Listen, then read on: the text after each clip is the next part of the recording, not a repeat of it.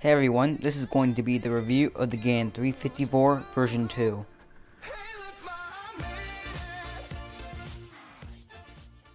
Starting with the specs, the cube is 54mm, weighs 78 grams, originally came out on the 18th of February, and can cost $25.99 or $31.99, depending if you get the standard or the Explorer on thecubicle.com. The cube comes with the GAN bag, the manual, the extra GES, and the cube inside the cube box.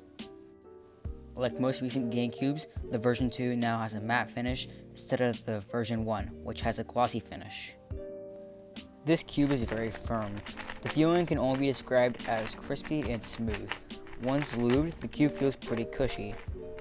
The V2 feels and sounds different compared to the V1. While I can't prove to you that it feels different, I can let you hear how it sounds different.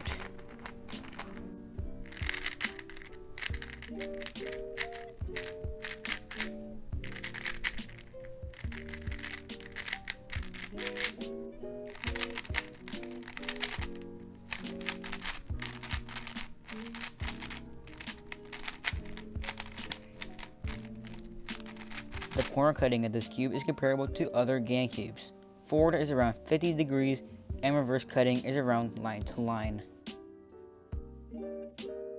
If you get the Explorer version, you can get the other nuts. Those nuts are yellow, green, blue, and purple. Those nuts have two settings, 0.6 and 0.8. Comparing the new nuts to the old ones have more options to choose from, 3 compared to 2. But the newer ones are easier to insert and remove and look a bit cooler in my opinion. Before I share my final thoughts, I have someone that'd like to share theirs, so I'm gonna hand it off to Crimson. Hey there, it's me, Crimson. So I'm gonna start this off by saying I really like fast and flexible cubes. My main is the Diantanian version 1, which is a cube that a lot of people already say is too fast and too flexible for them, but I really like it. So with that being said, the GAN 354 is too fast and too flexible for me. In the solves you're watching in the background, you can probably see me getting a lot of lockups and overturning and even +2s because of how uncontrollable this cube is. So the way to fix that on any other cube would be to just tighten the tensions, but because of the GES system, you can't tighten this cube more than I already have. So the way to fix that would be to replace the GES nuts, but I got this cube before the Explorer edition came out, so I only have the purple GES nuts that it came with. But I also have a GAN RS, which comes with yellow GES nuts. So I tried swapping those in and it helped, but now the cube's a little bit too slow. So my recommendation would be to get the Explorer edition and try out different GES nuts. So the fact that I could slow the cube down at all means that it's not a problem with the cube, it's just a problem with the settings. So that means you could probably get this cube to a place where you like it.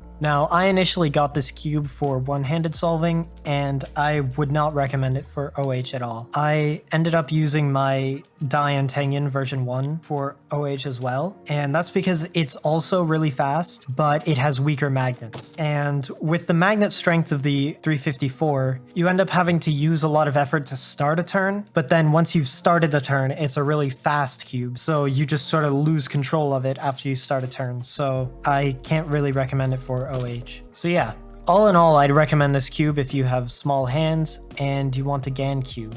And if you do get it, I would recommend the Explorer edition so you can customize it more, because out of the box, it's really fast. Anyways, yeah, those are my opinions on the 354 version 2. Now let's see what Tyler thinks of it. This is my takeaway of what I think of the GAN 354 from my several days of having it. I think that this, compared to the original 354, is a worthy successor. It is, for me at least, slightly more controllable, easier to hold, and just performs better in general. However, the magnets are still a little too weak, and it is a little faster than what I'd like it to be. You can slow it down with lube, but that, however, is pretty temporary. I can't really recommend it for one-handed since I don't do OH, but if you have small hands and are looking for a fast GAN cube, I would recommend this to you, but get the Explorer edition.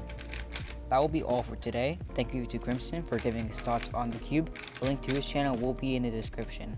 Thank you guys for watching, and I'll see you guys next time. Bye.